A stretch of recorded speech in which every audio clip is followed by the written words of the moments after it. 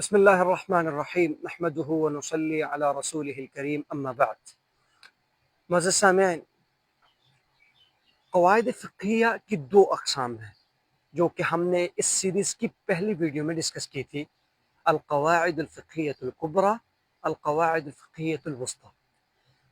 فقہی کبریٰ قواعد سے مراد وہ قواعد جن کا فقہ کے ڈفرینٹ چیپٹرز کے اندر جس کی اپلیکیشنز ہوتی ہے، یعنی وہ دیکھنے میں تو چھوٹی چھوٹی عبارتیں ہیں لیکن فقہ کے تمام چیپٹرز کے اندر ان کی جزیات پھیلی ہوئی ہیں، یعنی ان کے تحت اس قدر زیادہ جزیات آتی ہیں کہ ان کو فقہا نے اسپیسیفائی کیا ہے کہ یہ کبریٰ یعنی کمپریہنسو قسم کے قواعد ہیں۔ وہ عمومی طور پر 5 قواعد بیان کیے جاتے ہیں۔ اس کو یعنی یاد کرنے کا ایک چھوٹا سا کوڈ ورڈ میں نے خود سے بنایا ہوا ہے، اگرچہ اس عبارت کا کوئی مطلب تو نہیں ہوگا، لیکن یہ ہے کہ اس سے آپ کو اس 5 قواعد بالترتیب یاد ہوں گے اور اس کو ترتیب میں یاد کرنا بھی ضروری ہے۔ سب سے پہلا قاعدہ ہے الامور بمقاصدها، اعمال کا، معاملات کا دار و مدار نیتوں اور مقاصد پر ہے۔ دوسرا قاعدہ ہے الیقین لا یزول بالشک، کہ یقین شک سے ختم نہیں ہو سکتا، یعنی یقین سے ثابت ہونے والا حکم اس کو ختم کرنے کے لیے ہمیں اسی قسم کا یقینی کیفیت والا حکم چاہیے جو کہ اس کا پیرالل اس کو ختم کر سکے۔ تیسرا المشقت تجلب التیسیر، مشقت کی وجہ سے آسانی دی جاتی ہے یا مشقت آسانی اور سہولت فراہم کرتی ہے۔ چوتھا الضرر یزال، نقصان کو، ضرر کو ختم کیا جائے گا، زائل کیا جائے گا۔ اور نمبر 5 العادت محکمۃ، عادت جو ہے وہ اس سے حکم ثابت ہوتا ہے، عرف اور عادت کا، عرف اور رواج کا شریعت میں اعتبار کیا جاتا ہے۔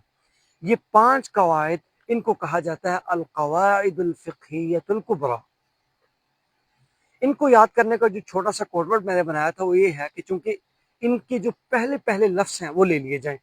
جیسے انگلش میں کیا جاتا ہے، تو الامور بمقاصدها میں الامور لے لیں آپ، الیقین میں یقین لے لیں، اور المشقہ لے لیں، الضرر لے لیں اور العادہ لے لیں۔ امور الیقین فیہ مشقۃ الضرر عادۃ، امور الیقینی ای الامور بمقاصدها الیقین لا یزول بالشک۔ اور تیسرا مشقت الضرر ای المشقت تجلب التیسیر، الضرر یزال عادتا ای العادت محکمۃ۔ یوں یہ اس کوڈ ورڈ کے ذریعے آپ یہ 5 فقہی قواعد بآسانی یاد کر لیں گے۔ ان قواعد کو فقہی قواعد کبریٰ کہا جاتا ہے۔ یہ کبریٰ سے مراد ایسا نہیں کہ ان کا سائز بہت بڑا ہے، نہیں، کبریٰ سے یہاں مطلب ان کی کمپریہنسونیس بہت زیادہ ہے، تو لہٰذا القواعد الفقہیۃ الکبریٰ ان 5 قواعد کو کہا جاتا ہے جو ہم نے آپ کے سامنے بیان کی۔ اب ان کا بالتفصیل مطالعہ کریں گے کہ ان قواعد کے نیچے کس طرح ڈفرنٹ چیپٹرز کے اندر ڈفرنٹ قسم کی چیزیں آتی ہیں۔ مثلا القواعد الامور بمقاصدها، جب اس قاعدے کو ہم اپلائی کریں گے کتاب الصلاۃ میں،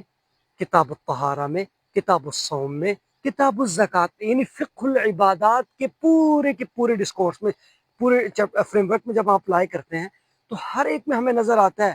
کہ معاملات کا دار و مدار جب کوئی شخص وضو کر رہا ہے تو اس کی نیت پر ڈپینڈ کرتا ہے کہ وہ صرف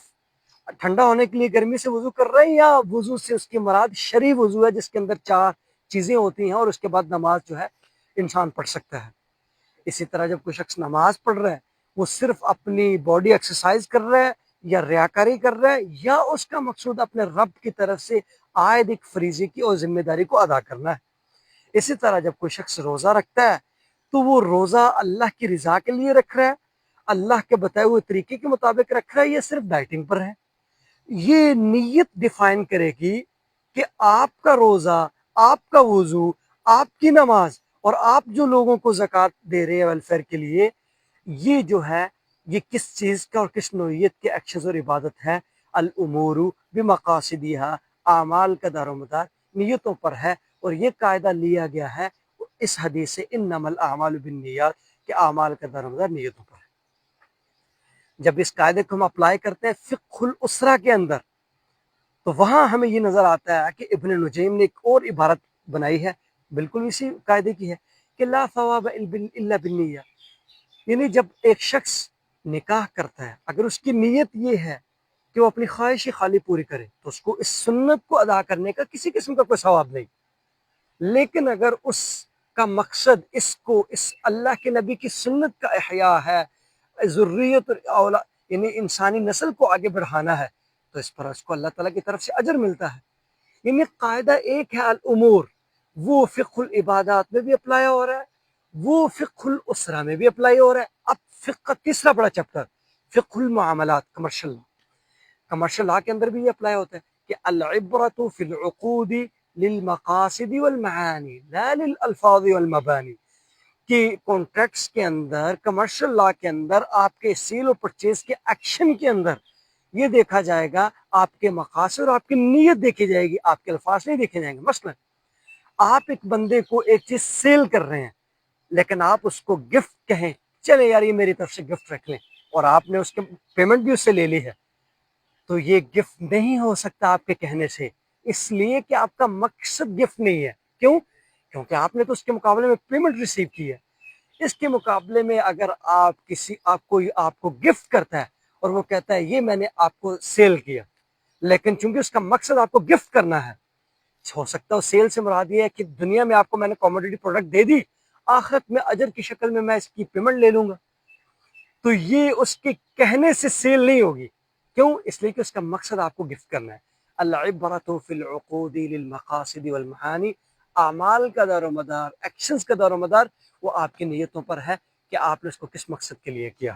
اب دیکھیں ایک قاعدہ ہے، اب وہ ڈفرینٹ چیپٹرز کے اندر اپلائی ہو رہا ہے. اسی طرح اس کی ایک اور ایگزامپل الایمان مبنیۃ علی الالفاظ، کہ جو قسمیں ہوتی ہیں ان کا تعلق الفاظ سے ہوتا ہے نہ کہ اغراض سے. اچھا ایک قاعدہ ہے، لیکن فقہ کے کتنے ہی چیپٹرز، کتنے ہی ابواب کے اندر اس کی اپلیکیشنز ہو گئی، اسی لیے اس کو القاعدۃ الفقہیۃ الکبریٰ کہا جاتا. دوسرا فقہی بڑا قاعدہ وہ ہے الیقین لا یزول بالشک،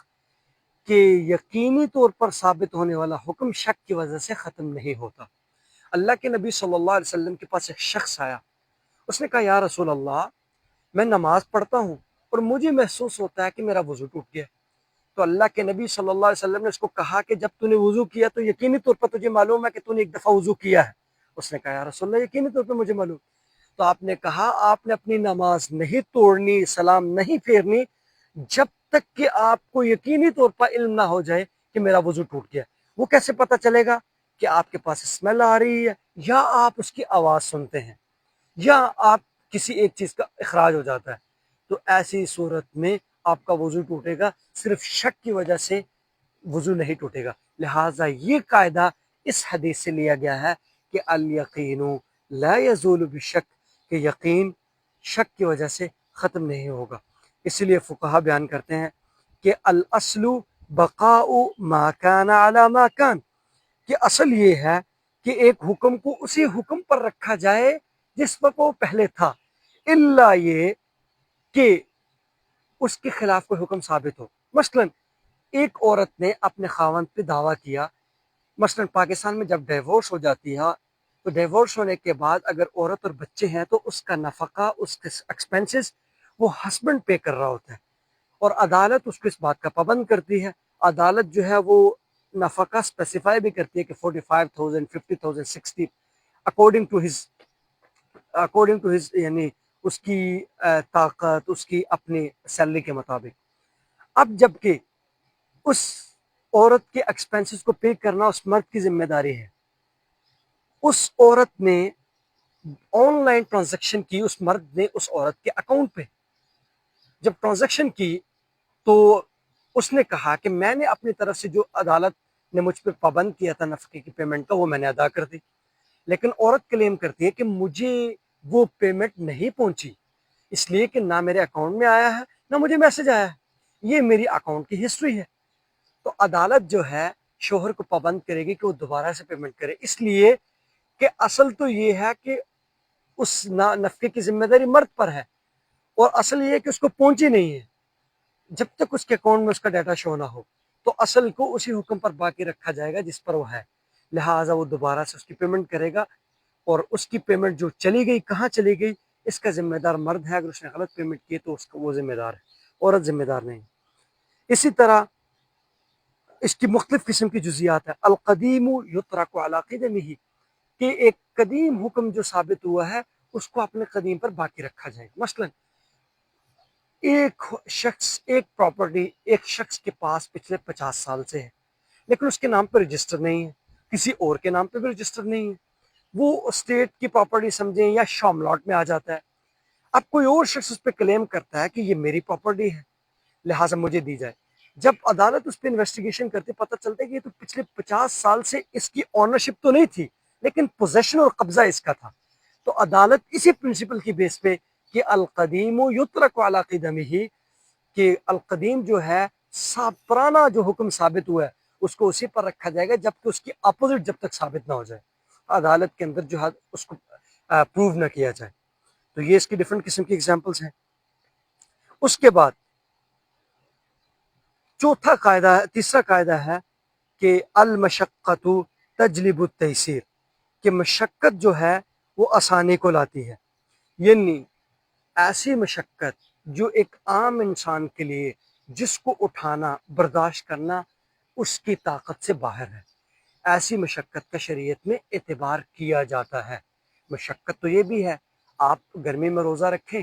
تو ہو سکتا ہے آپ کو مشقت ہو، میں صبح فجر کے لیے اٹھوں ہو سکتا ہے مجھے مشقت ہو، لیکن یہ مشقت ایسی نہیں کہ ایک عام انسان اس کو افورڈ نہ کر سکتا ہو یا اس کو برداشت نہ کر سکتا ہو،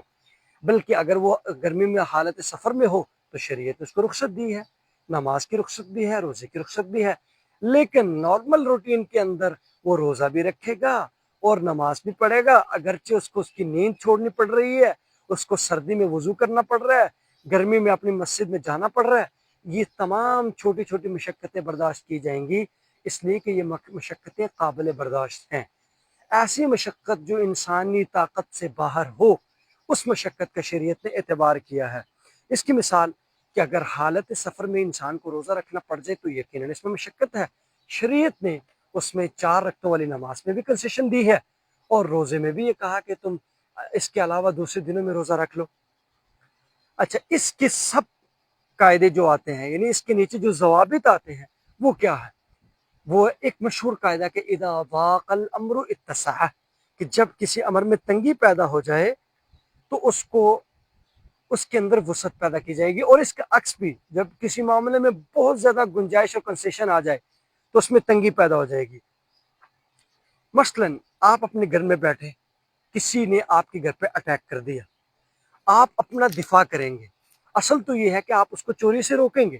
لیکن دیکھا کہ اگلا بندہ ویپنائز ہے تو آپ نے بھی اپنا ویپن اٹھایا،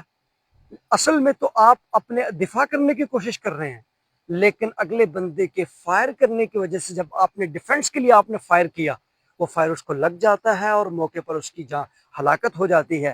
تو کیا آپ کو ناحق مارنے پر سزا دی جائے گی یا نہیں؟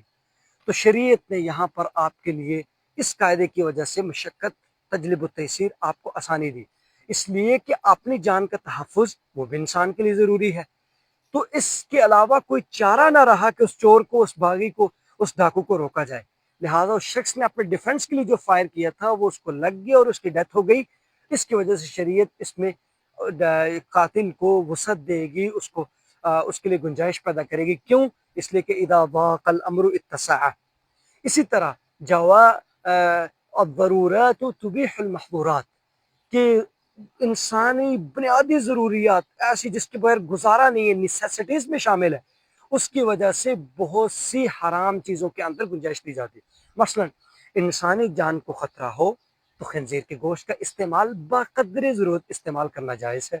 انسانی جان کا خطرہ ہو اور پیاس اتنی شدت کی ہو تو بقدر ضرورت شراب استعمال کرنا جائز ہے کہ انسانی جان کا تحفظ کیا جا سکے۔ اب اس کے پیچھے پرنسپل کیا ہے؟ الضرورات المشقہ، ایسی مشقت، ایسی انسانی ضرورت کہ جس کے بغیر اس کا کوئی چارہ نہیں ہے کہ اس کو استعمال نہ کیا جائے۔ نمبر 3 جو اس کے نیچے آتا ہے کہ الضرورات تقدر بقدرها، کہ ان مشقت کے اندر جو شریعت نے گنجائش پیدا کی ہے، جو ضرورت ڈیفائن کی آپ کے لیے، جو آپ کی نیسیسٹیز کے لیے گنجائش پیدا کی ہے، تو اس گنجائش کو ہم ڈیفینیٹلی لگژری نہیں بنائیں گے کہ ہم شراب یا وائن کا بالکل فری استعمال شروع کر دیں، بلکہ بقدر ضرورت. ایسے نہیں ہے کہ وائن کے جو تکے بنا کے استعمال کریں گے، بقدر ضرورت اس کا استعمال کریں گے.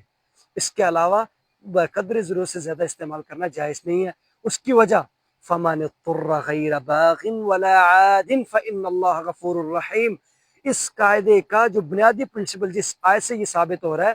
کہ جو شخص مجبور کر دیا گیا اور اس کے پاس کوئی چارہ کار نہ رہا اپنی جان بچانے کا، تو وہ ان حرام کردہ جانوروں میں سے یعنی خون خنزیر سے کھا سکتا ہے بقدر ضرورت، غیر باغ، نہ وہ باغی ہو، ولا عاد، نہ حد سے تجاوز کرنے والا ہو. تو حد سے تجاوز یہی ہے کہ آپ کی ضرورت 2-3 سلیشز سے پوری ہو رہی ہے اور آپ جو ہے اس کے تکے بنائیں. اور حد سے تجاوز یہ ہے کہ آپ کی ضرورت ایک 5 ml سے ہو رہی ہے اور آپ جو ہے 1000 ml کی بوتل اٹھا کے جو ہے پینا شروع کر دیں، تو یہ اس کے خلاف ہو جائے گا. لہٰذا المشقت تجلب التیسیر، مشقت کی وجہ سے شریعت گنجائش پیدا کرتی ہے. چوتھا قاعدہ الضرر یزال،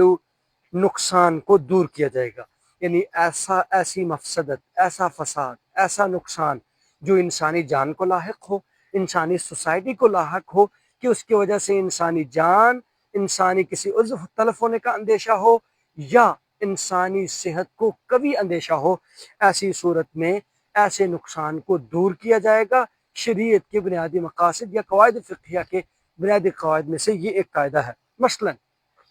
یہ ممکن نہیں تمام انسانوں کے لیے کہ وہ سیل اینڈ پرچیز کرتے وقت ہر چیز کی 100% مارکیٹ کی انفارمیشن رکھیں. ڈیفینیٹلی یہ امپاسبل ہے. لہٰذا شریعت نے آپ کو اختیار اور چوائس دی ہے کہ جب آپ کوئی چیز خریدتے ہیں اور آپ مارکیٹ کے ایکسپرٹ نہیں ہیں اور آپ کو مارکیٹ کا پتہ نہیں، ڈیفینیٹلی میں اور آپ ہم میں سے کوئی ہر ایک لیپ ٹاپ کمپیوٹر پوری IT مارکیٹ کے ایکسپرٹ نہیں ہے. تو جب ہم چیز خریدتے ہیں تو ہم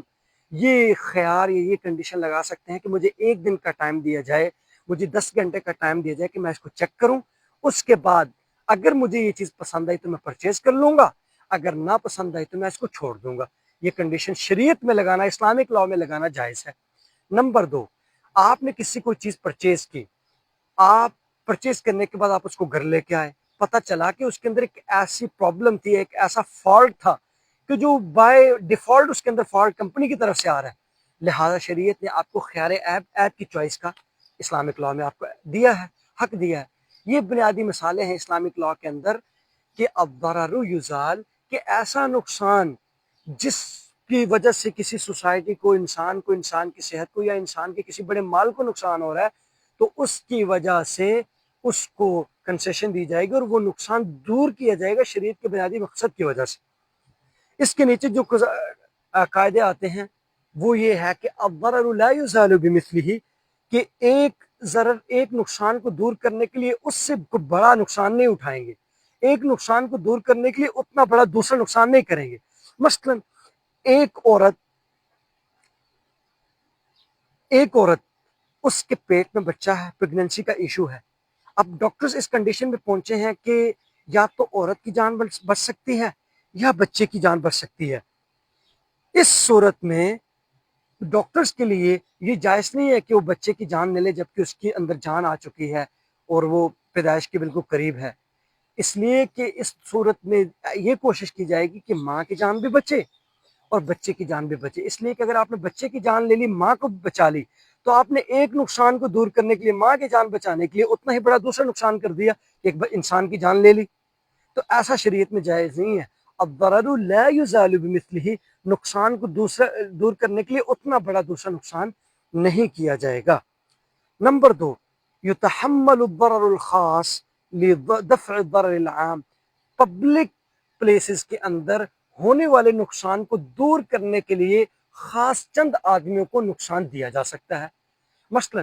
اسلام کے اندر کسی قسم کی پرائس کنٹرولنگ جائز نہیں،